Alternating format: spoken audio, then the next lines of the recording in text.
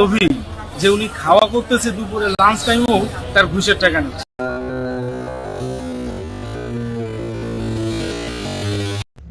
আসসালামু আলাইকুম, সবাই কেমন আছো? আশা করি সবাই ভালো আছো। হারাই না আছি এখন।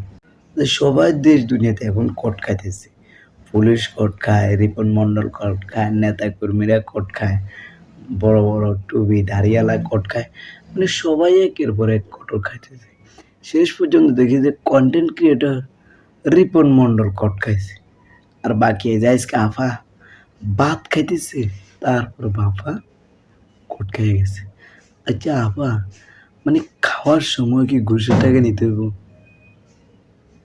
মানে আমি খাইতেছি, তারপরেও কি আমরা ঘুষের টাকা নেব? মানে কোথায় আছি, কোন দেশে আছি? মানে যে দেশে ঘুষ ছাড়া একটা মিনিট, একটা একদিনে আমরা ঘুষ ছাড়া ডান চোখ বাম দিকে নি না, বাম চোখ ডান দিকে নি, ঘুষ ছাড়া আমরা ডাইনে যেতে বাম হাত এদিকে নি। কোথায় আছি আমরা?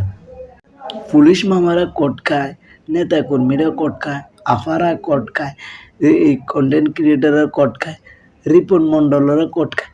মানে দেশ দুনিয়াতে আর কেউ বাকি নেই, আর কেউ আছে? মানে বড় বড় জিনিসগুলো দেখেছে কোট খাইতেছে।